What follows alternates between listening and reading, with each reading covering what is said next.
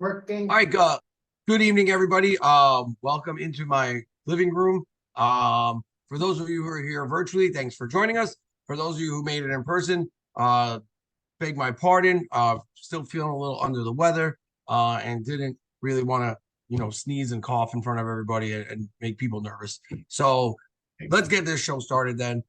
This is probably one of the most interesting topics that everybody can take something away from when we discuss the history of North Bergen. And it is these very unique UFO sightings that have not just happened with the most famous incident, which most of us are aware of, the 1975 O'Barski incident, but they've been kind of going on in our town for a very long time. So we're going to take a look and examine a lot of these. We'll look at some of the evidence from them, and then we'll look at some of the fallout from them as well. So if you have any questions throughout the time, if you're virtually like I am, you could throw the questions in the chat and I will get to them at the end of the presentation. And if you're in person, just kind of sit tight, hang tight, and we will definitely take the questions when we are all wrapped up. Okay, so let's get going here.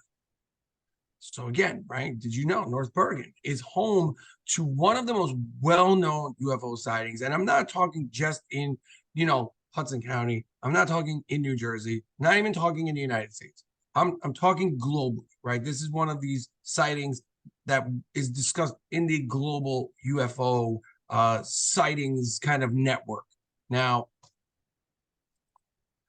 the first sighting we get, and again, a lot of this every year when we do this, people say, well, where did you find this out and where did this come from? So this first one actually is going to come from 1948, and it's going to come from the Jersey Journal. It's going to come from a report from them. So what happens is there are claims that in North Hudson County Park, as it was called in the time, claims of lights in the sky over the park were witnessed, claims of lightings coming from the park. Okay. And, by 1948, we're coming out of this World War II era, and no one really entered the park. There was a bit of a fear of what it possibly could be. And the sighting was followed by several others in the late 1940s. So there is kind of the basis for something here, which makes the 75 sightings so much more important when it comes to those UFO studies and things that they do. But this is going to be our first sighting. Our next one, and most of our reported on sightings that happen here in town are all going to happen in the 70s. Okay, and we'll talk about something a little bit down the road here, but we have the Aguilar sighting. Now, on August 23rd, 1971, Robert Aguilar, he's a security guard at the Penn Central Railroad Depot, and he claimed to see an illuminated object with bright lights hovering and rotated an estimated 2 miles north of his location. Now, if you put it on a map, 2 miles north of where Mr. Aguilar was standing on that August 1971 night would put him visualizing something right outside of Hudson County Park.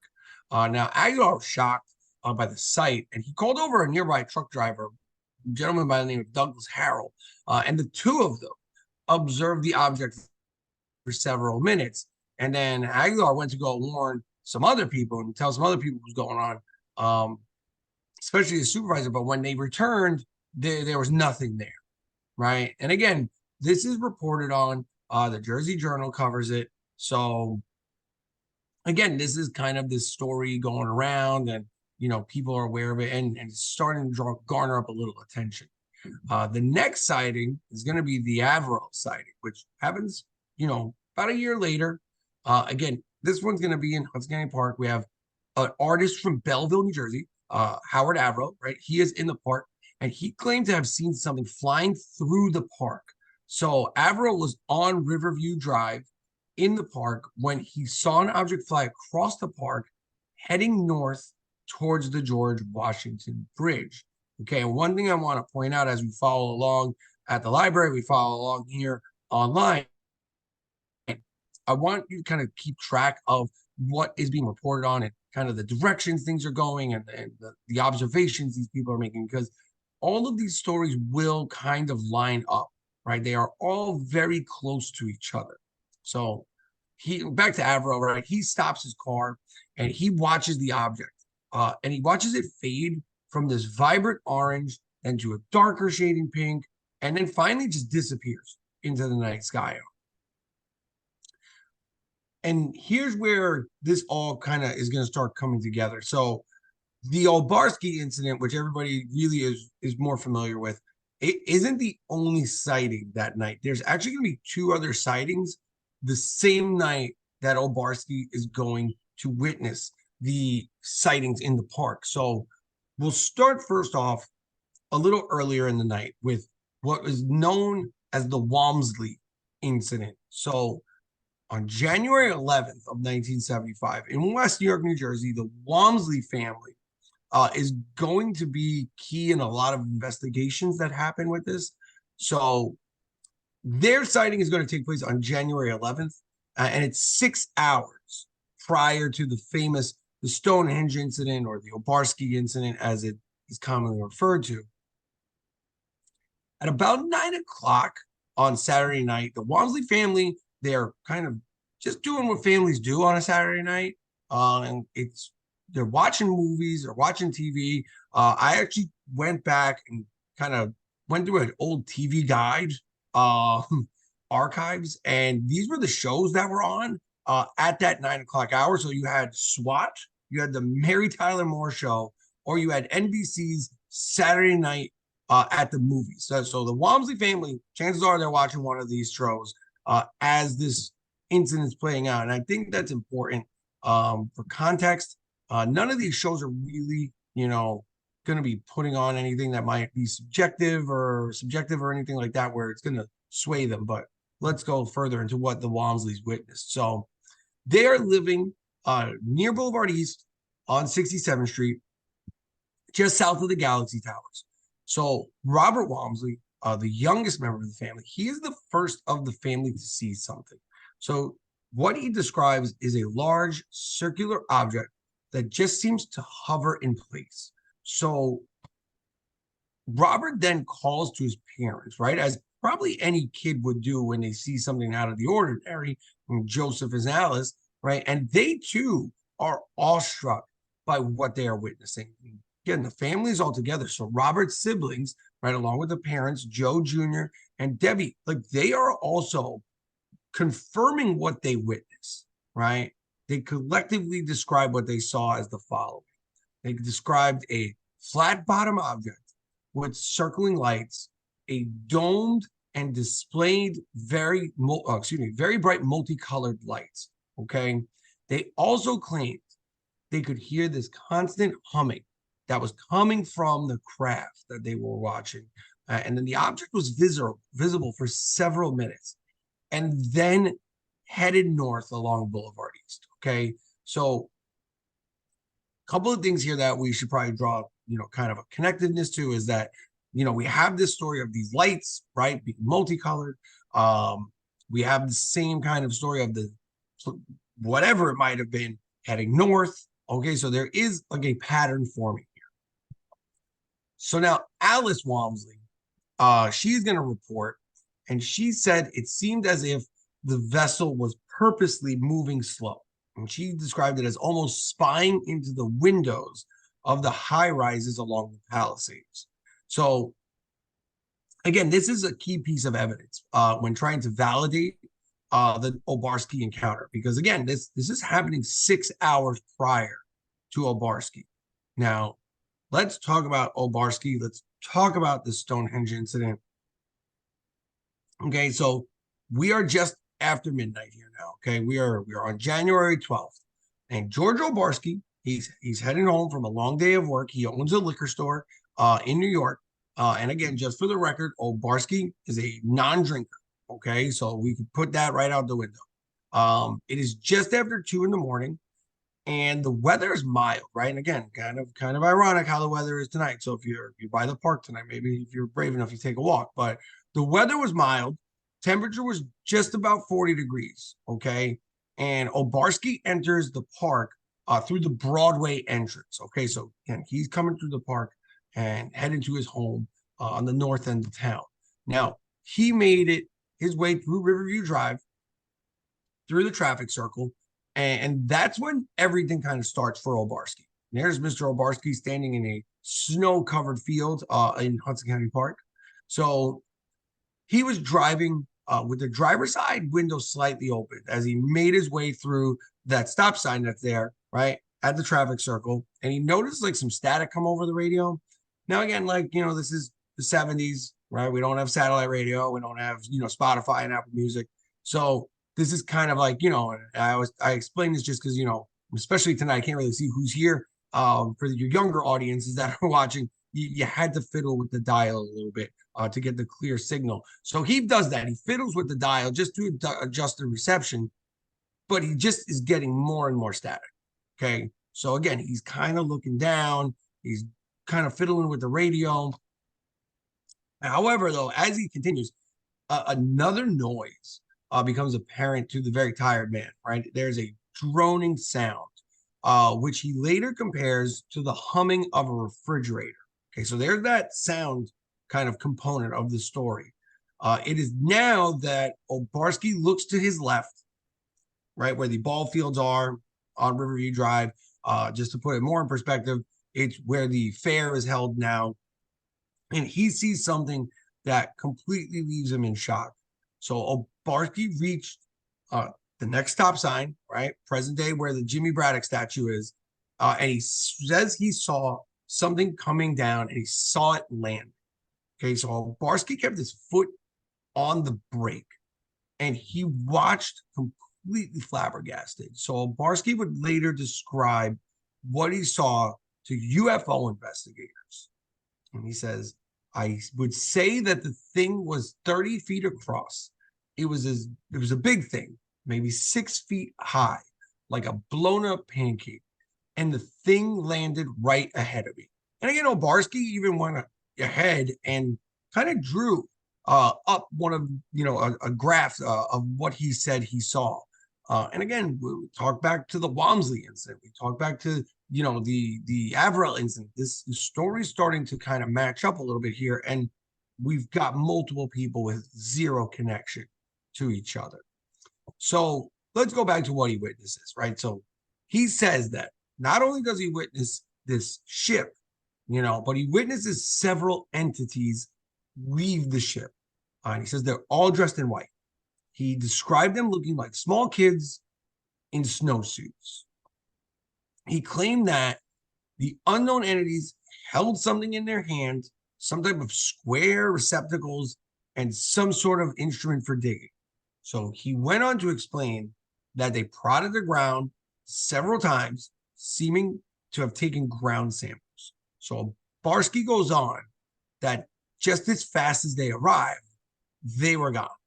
So again, he's witnessing a lot. And just to put it in perspective first. So O'Barski hits the traffic circle, okay, and passes the stop sign. And this is all in a minute increment, right? So he takes about 30 seconds. At 45 seconds, he says, his radio silence goes down. The radio just interference begins. A minute into it, the radio is just ceases, right? And then he starts to slow down. Then about minute and a half into this, O'Barski sees something kind of slowly coming up next to him. By 2 minutes into it, he sees this thing land and people get out. And 2 minutes and 30 seconds into it, he just sits there and kind of watches. Now he kind of rolls down the hill afterwards. And again, the whatever he is witnessing, it heads back north, right? So again, it's very quick, right? About 3.5 minutes in total. All right. And again, to put us in perspective, right, we have Stonehenge here off to the right. Okay. The flagpole, right, no longer there. That is where the Braddock statue is. So this is happening very, very quickly. All right. Very fast. And O'Barski, pretty quick to remember all of it. So again, about 2 minutes. O'Barski's experience lasted only a brief moment. as his car slowly rolled down the hill towards the Boulevard East, but it seemed like an eternity to him. The way O'Barski describes it to investigators and basically anybody that would talk to him about it, it just seems like he felt like it went on forever. So he's shaken by the event, and he gets home and he recalls his thoughts from that night. And he says, I was scared to death. I was sweating. I made some tea. I took 2 aspirin. I was scared. Either I'm going crazy or there is something awfully wrong with me. So again, that's kind of not a normal reaction, right? So, I'm tending to kind of lean in O'Barski's favor here because of his kind of belief in what happened to him. Now, to go on and make this matter even more believable, right? We have the Walmsley family report. We have O'Barski. Now we will have the Pawlowski event. Okay, and this is going to happen the same night. This is going to happen almost the same time that O'Barski has his event. Now, who is this gentleman? Bill Pawlowski. He's the security guard at the Stonehenge apartment that night, right? He's the guy at the desk. He was there at the concierge desk when a bright light in the park caught his eye. At almost the same exact time, the window in the lobby cracks. Okay, now, Pawlowski believed the window was damaged by vandals and he alerted the police. Now, again, this is kind of weird, right? Again, like people used to just go drive into the park and like hang out. So O'Barski thinks it's just some kids fooling around with him. Okay, upon investigation, he withheld the details of the lights. So he just tells the cops like the window broke, thinks somebody threw something at it, but he leaves out like that there were lights in the park. Now, why does he do that? We don't really know. But Pawlowski goes on to tell us that the tree across the street from the building was damaged in the morning. And he says that it wasn't damaged when he went to work on the 11th. Okay, so that night we have 3 people or 3 groups witnessing this event. And again, their stories are all kind of matching up. Now, again, here we have some interesting site maps, right? We see the Walmsley family, we see the encounter site, and then finally the Stonehenge apartments. So again, this is being documented. Okay, this is being put together because most of the time, and when I was looking at this research, right, it's kind of rare in the UFO world for multiple people to see something that could be this kind of corroborated.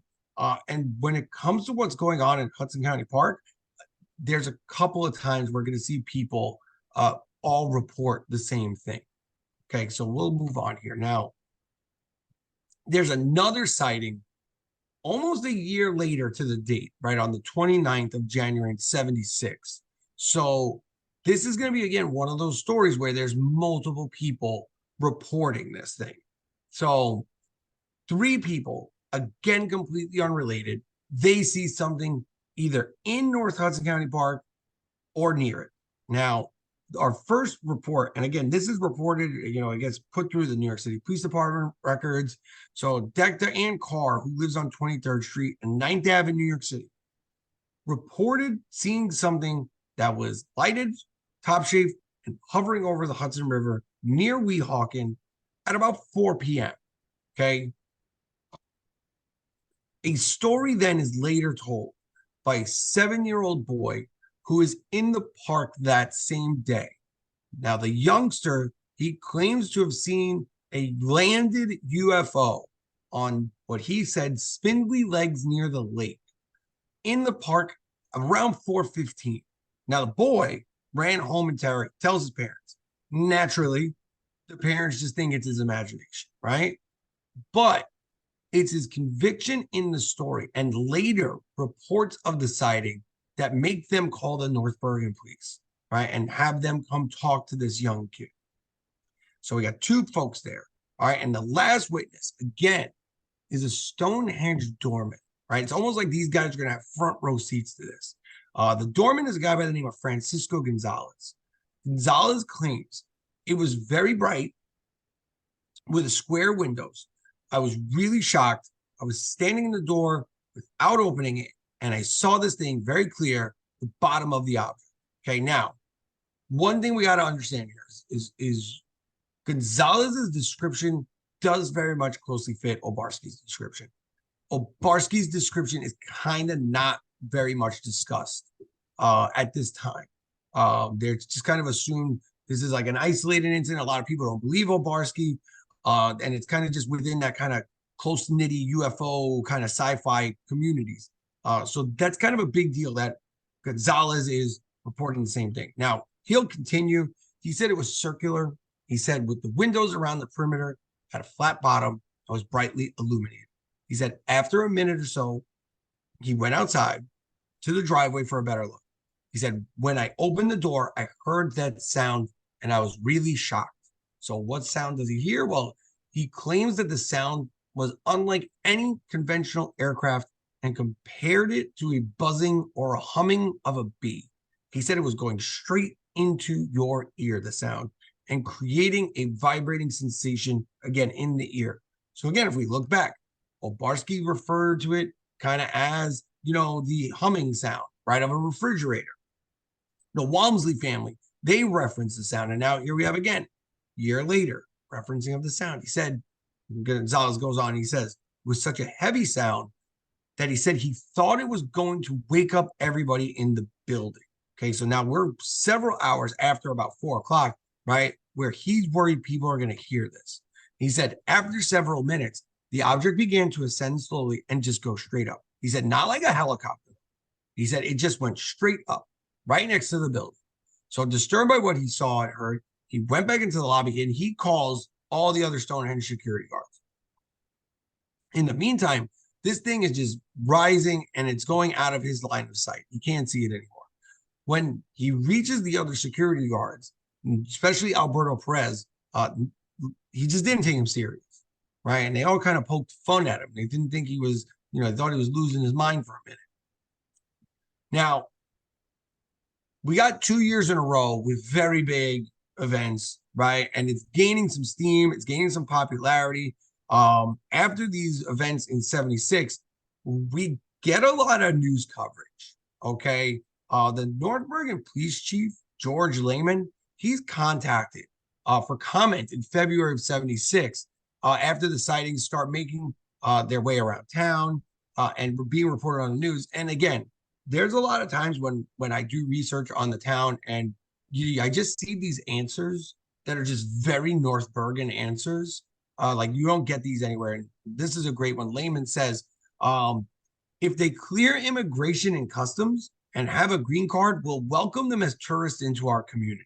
And I think that's just a great example of just the quickness of people in this town. So, Lehman is somewhat not taking it serious, right? He's kind of got his guys investigating it, looking into it, and dealing with these reports. But I don't think there's any evidence that says Lehman actually kind of believes in this stuff. The Journal is polling local residents now, and it seems that not many believe that little green men were roaming in Hudson County Park. However, this one young resident, he did offer, excuse me, some thoughts on his sightings, and he says, sure, there are people right here, and it only seems logical that these beings study us up close, like we would study primitive societies in South America and Africa. And again, he drives home a good point here. So, you have the town who's kind of just brushing this off. Maybe it's a prank, of some sort. And then you have some of the residents who are really kind of diving headfirst into all this. Now, this one, the Stith incident, it's got a lot of twists and turns, and it's got a lot of interesting points. So let's take a look at what happens here. So in August of 79, we have Harold Stith, and he's driving through Hudson County Park, and he's nearing the O'Barski site. So this whole story is retold by his son in an interview in 2007 when there's, an author doing a book on UFO sightings, and the Stith incident comes up. So this is a pretty long quote, but the younger Stith says, my father was driving over work. He was driving on Boulevard East. He turned into the Braddock Park. His car just stopped dead. He said, then the radio went dead and a bright light came over the top of the car. And then my father heard some strange things on the radio, some languages that he didn't understand. He noticed it was some sort of spaceship. It said the doors of the ship opened, little gray men, big eyes came out. The next thing my father knew, that the door shut and they flew off. And he reported that his father thought it was only like 10 minutes. But as it turned out, it was like 3 hours. He said his mother said that the father came home 3 hours late that day. Okay. So now that's pretty weird. Okay. To make the encounter even stranger, famed UFO investigator, a gentleman by the name of Bud Hopkins, right, believes that Stith is actually abducted. So Robert explains, he believed that his dad believed he was abducted, and we all thought he was crazy. He didn't want the story to come out because other people would have thought he was nuts. So Harold Stith kind of sits on this story out of fear of how his neighbors are going to view him. But this is where it gets kind of weird. 2 days after Stith has this, close encounter, he told his family he had a dream about the Miss America pageant. And Robert said, my father named the winner, what she wore, what she performed, and where she was from. So the whole family, no one takes him serious. He said, we have no affiliation with the pageant. We have no idea why he would pick the Miss America winner, right? So that's also a very weird thing to be making a random guess on. But Harold Stitt's prediction comes true according to his son. 2 weeks later, just like Stitt said it would happen, Cheryl Pruitt of Mississippi will win Miss America of 1980. Okay, so again, take this as you want, right? But if you believe Harold, right, or you believe his son, right, we might have had somebody, abducted by aliens in Hudson County Park. All right, but let's keep moving on here. This is our last real big confirmed sighting. So the Nappy Lee sighting is going to be as followed. So on July 6th of 1986, this is the last major report, right? This is the last report where we have actual eyewitnesses or we have ways that this can be, confirmed to be something else. So Ron Lee and Nanette Nappy, they're taking in the sights from Miss Nappy's balcony in the Stonehenge. And they noticed this large and silent kind of stationary object over the park. So they claimed the UFO just sat there and then suddenly just takes off heading south. So Nappy's an artist, right? And she's going to sketch what she saw. And this is what Nappy kind of draws from her memory. So she draws this image here. They claim that the UFO just sat there and then suddenly took off heading south. So we get this image here, and again, you kind of see the Stonehenge pool down there in the bottom right, and this very detailed skyline of New York, and then this item flying off. Now, there are some sightings. Really, we haven't had any real reported sightings, and these are all coming from, the registry that people will call, and they alert like NASA that they are seeing something. But we have a bunch. June 1st, 1994, there's a report of a disc-shaped object in outer space. It was very calm and peaceful shade of fluorescent blue, soft powder blue light. Okay. Again, 3 years to the date, there's lights over North Bergen. Again, seen for 1 to 2 minutes. September of 2000, there's a triangle-shaped object spinning for nearly 10 minutes. Again, over North Bergen. November of 2003, okay, a UFO moving in a zigzag or circular motion. People reported seeing it for 45 minutes. In June of 2005, there's a silver cylinder-shaped, non-moving, vertically oriented, close to 10 minutes. And again, these are all being reported and registered as being witnessed over North Bergen. Okay, in August of 2006, somebody reported on a bright star-like UFO over North Hudson County Park, seen at 3:20 in the afternoon for roughly 12 minutes. November of 2007, somebody reported that a beam shoots upwards from North Hudson County Park. May of 2008, that there's 2 stationary objects holding position for 10 minutes. By February of 2009, somebody reported on a white and green light hovering 20 to 30 feet overhead, and then zipping away and disappears after 3 or 5 seconds. 2009, we get a pulsating light report moving very slowly around the sky. Again in 2009, we get this extremely bright light zooming across the sky and just disappeared from sight. 2010, an object changing colors over the Hudson, in mid-afternoon. 2011, we get a circular UFO flying over town north to south. Year later, 2012, we get a triangular formation in the sky with three glowing lights seen for 30 minutes. 2013, we get blinking red circular lights going in a circle for almost an hour. Then 3 years later, objects flying straight upwards, flashing lights, flashed about 3 times, disappeared, and went upwards.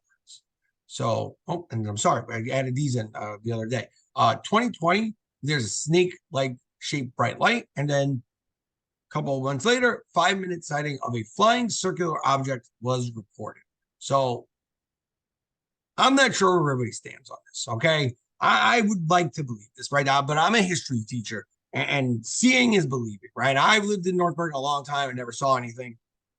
And, I want to believe, right? But again, seeing is believing. If I could hold it, if I could touch it, I'm going to believe it. But again, during the course and looking at these sightings, seeing the similarities being reported by people, completely unrelated, completely unknown to each other.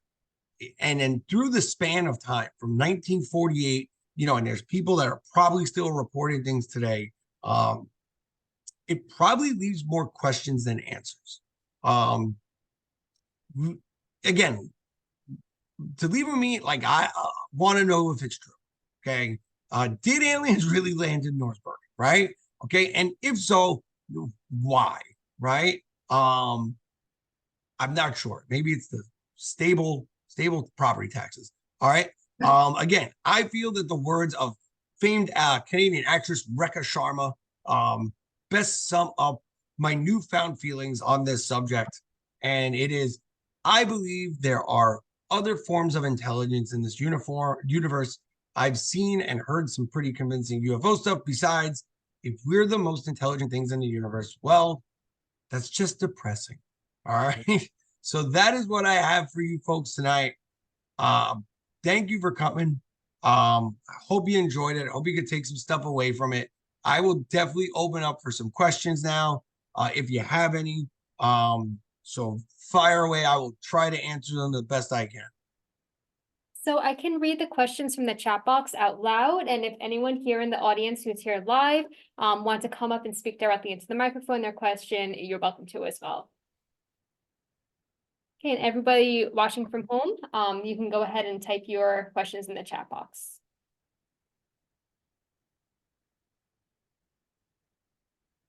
Unless I was that thorough, maybe there are no questions. I don't know. Oh, I can share questions. Come on up. Okay. Hi, I'm Gene Herschel. I met Art. He was at an event yesterday, and he told me about this. Sure. And I was asking him some questions, and he said, "Go ask this guy. He knows all." So I actually I was a kid at the time in '75, and I took my bike out to look at the spot because it was in the newspapers that a UFO landed in Hudson County Park. And when I went there, I seem to remember that there was this big black circle in the grass. Have you heard anything like that? No, yeah, absolutely. That's definitely reported on in a couple of the newspapers. There is okay. So I mean, I saw that with my own eyes. Right. No. I'm not doubting that. But the only film evidence of the site is actually from the 76 events from the following year. However, it's WPIX, so Channel 11. They're the only one that have a film archive that's open to the public. However, they only have opened up what they've digitized, and they have not digitized anything prior to 1980. Last time I checked with them, they don't know if or when or at all if they will digitize anything prior to 1980. So that's like the big film evidence of it. unfortunately, when it comes to the actual reporting that the Journal did and, you know, all the other local papers, the Dispatch, no photos are added. It's just print story, right? There's no photo images of the actual landing site, but everybody I've spoken to and all the reports, they do mention these burn marks almost on the grass. And then a couple of them reported that a couple of follow-up stories actually report that like the burn marks are there for like several months as well. So, you know, again, I wasn't there in 75. You were there, you're an eyewitness. So if you're saying they were there, right, it's another just corroboration of the story. But as like go ahead. Yeah, sorry. Another thing I heard was that it wasn't just the lobby, that some of the higher floors facing that direction had broken glass. So there might be some kind of record of glass being replaced. So there might be some other physical evidence, like I'm thinking, people might have business records. There are some businesses that have been in North Bergen for many years. They may have some kind of records about that. No, yeah, absolutely. That's the first I'm ever hearing about the kind of the apartment windows. I've only ever seen the O'Barski stuff where the lobby windows have broken. But yeah, I mean, that would definitely be something that maybe I could try to reach out to Stone Edge. They may think I'm nuts, but you know what? A lot of people think I'm nuts to begin with. So I could always answer that. I could always shoot them an email, see if they have anything. I'm sure I won't be the first person that has reached out to them about this. And it probably won't be the last person, but it's definitely an interesting angle I'll have to take a look at. Well, next year is the 50th anniversary. So maybe drum up some kind of like North Bergen UFO thing, some kind of big deal that we do it in the park, with food trucks and stuff like that. Maybe. That's not a bad idea. That might open some of these archives once it gets some media attention. Open some doors that that people are looking to do research for the 50th anniversary. No, 100%. And I will be honest with you, there are a lot of people who contact me about these events, who are always looking for information. So I mean, this not like this is and I mean, it's to be from North Bergen to not be this, just be some local legend that this spread way outside of town is pretty cool to see. But yeah, it's definitely got a lot of interest. That's knowing that, that's next year's the 50th anniversary is definitely something we should probably kind of look at.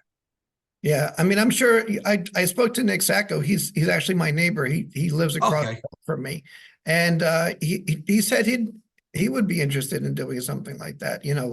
Helping to promote it and move it forward. So. Yeah. All right. Well, we got his stamp of approval. Is there a way to contact you? Yeah, you can reach me through the North Bergen Historical Society's Facebook page. That's definitely the easiest way to do it. Okay. Because, if you have a few minutes at the end of this, I also want to ask you if you knew anything about the mushroom caves that went from Durham Avenue over to the Boulevard East.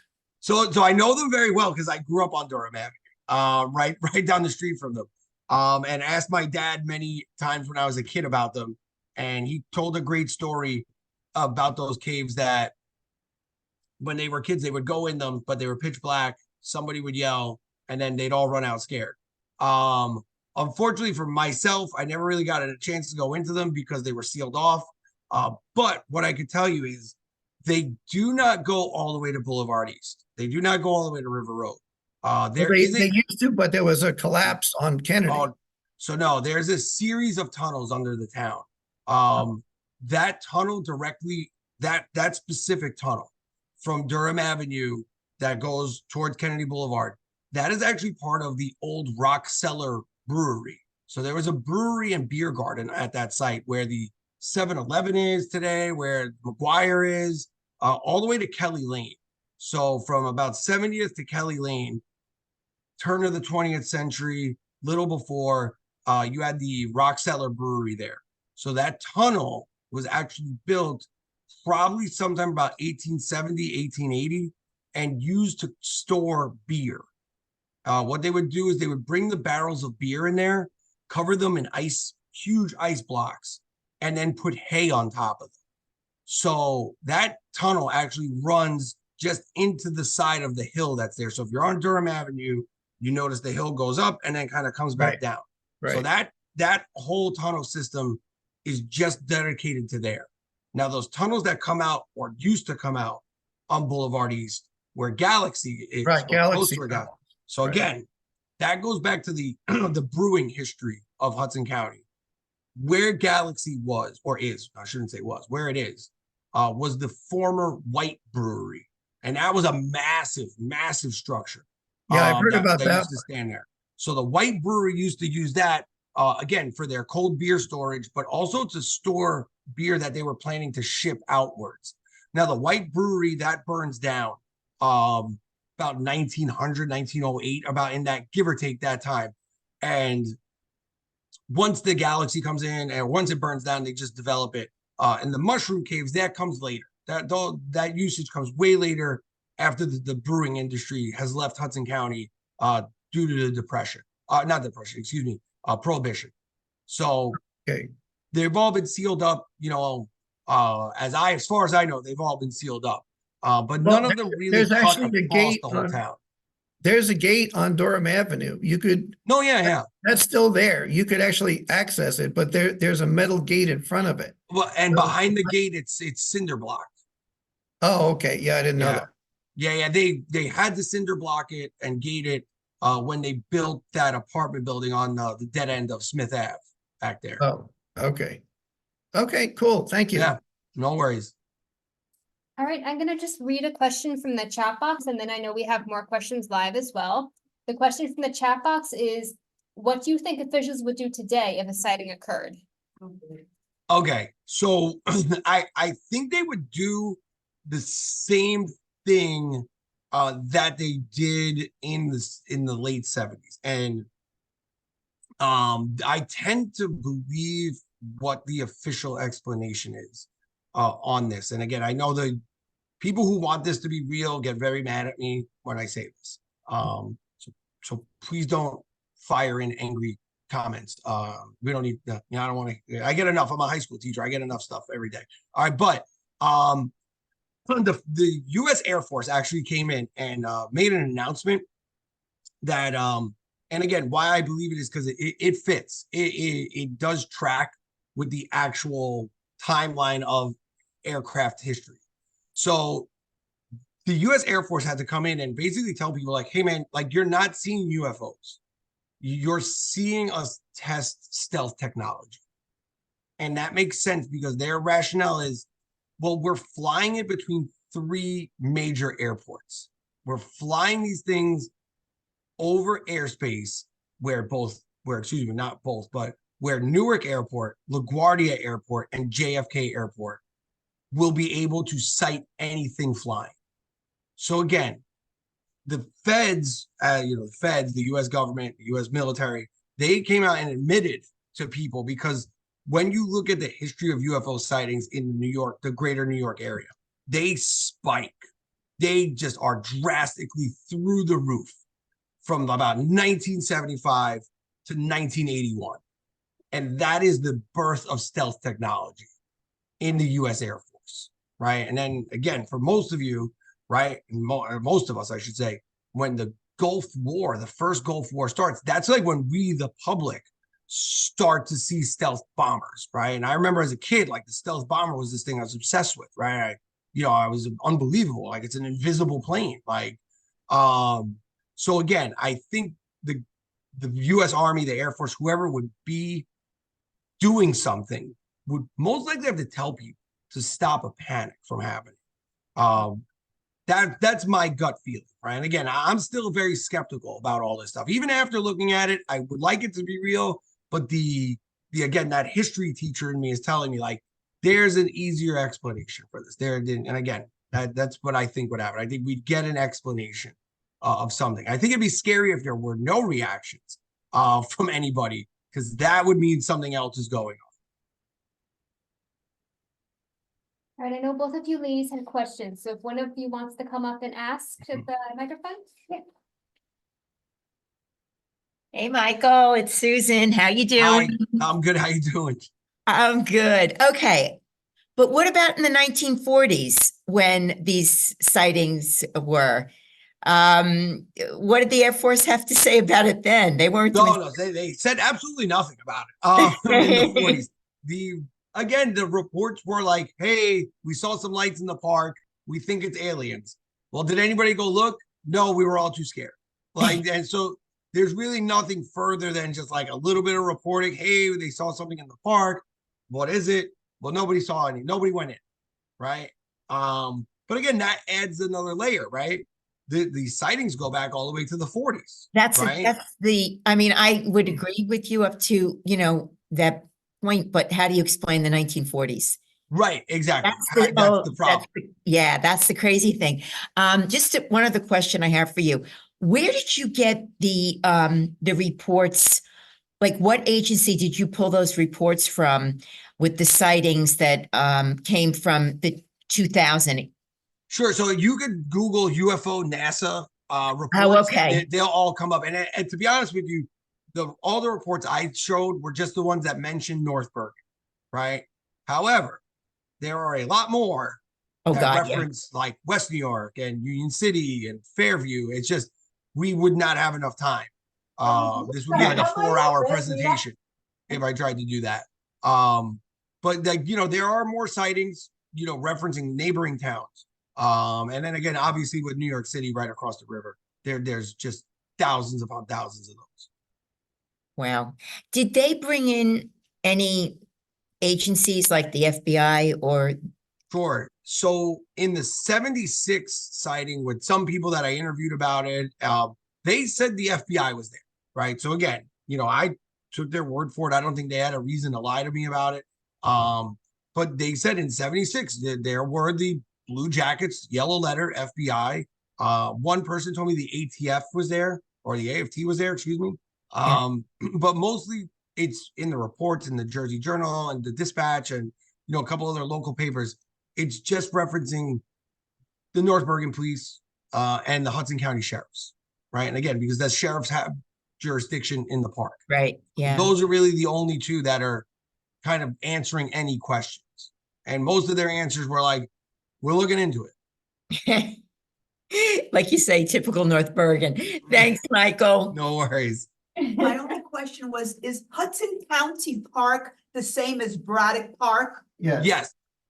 So for most of its existence, right, for the park's created in about 1918. So from about 1918 until about 1976-ish, it's referred to as, North Hudson County Park.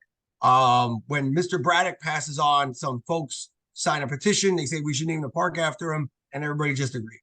So post 76, yes, Braddock Park, Hudson County Park are interchangeable. It's the same park. Great, it gives me perspective now. Thank you. No worries.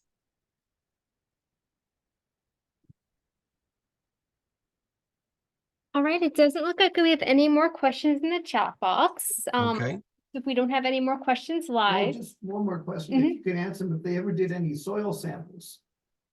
So that there's no record of any of that. There's no information that says they did. There's some guys, Bud Hopkins goes several years later to the site and does some investigating, but finds no conclusive evidence of anything. Again, that area, and I always say this as a disclaimer, like, don't go there like and start digging. The park has gone through countless renovations since the 70s. And that area especially, you've had just so much overusage and so many times that they've had to fix those fields that probably any evidence is just long gone at this point. You remember you got three or four baseball fields there. You have soccer there. You have a carnival that comes here every year. You have all different organizations that use that area. And then that's not just counting the people who visit that park on a daily basis. So due to like the renovations and the updating of the park, unfortunately, I think any evidence would be gone of anything, especially in the soil. All right, there is one more question that just came in the chat box too. Yeah, awesome. I heard a Lockheed engineer speak about seeing a UFO from Hawthorne to Mawa. As he followed it, he had top secret clearance and was aware of the tech the USA had. He said in this talk that there was no way USA Air Force had any ability to move tech in the way it did. Did anyone see how it moved in North Bergen? So these reports are all just simple, kind of like it went north, like, you know, it went up, it went this way. Like there's no real, like it moved, like it, like, you know, we have the Gonzalez report where he's really the only one that says like it didn't move like anything I knew, right? It didn't move like a, you know, a helicopter. But other than that, there's nobody else that gives any indication to something weird, right? Or like it, you know, it moved this way, it moved, you know, it's only he has the one that actually reports on its actual movement, you know. So most of the times, if the speed even is just shown as fast, it went fast, right? Well, how long did you see it? It went this way and then it disappeared. Now we don't know if disappear means just like poof, vanished, disappear, or like it just got out of my visual sight, like I couldn't see it anymore, disappeared.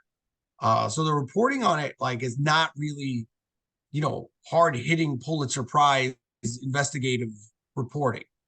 You get just your average beat reporter reporting on it for the journal and like newspapers, and then the other people only reporting it are your UFO investigators, right? And but they're doing it years later, so there's no real referencing to stuff like that, like the Lockheed example. Excellent. Thank you very much. No, So no worries. again, it doesn't look like there's any more questions from the chat box or from in person. So Okay. I want to say a big thank you both to our live audience and for the people who joined us this evening from online from the houses. And Mike, I want to say a big thank you to you as well. No For coming out worries. this evening, even though you're not feeling well. So Yeah, thank you thank very you. much. Yep. Thanks everybody for coming. I hope to catch you at the next one in February, guys. All right. Have a very good evening, everyone. All right. Good night, everyone. Chelsea.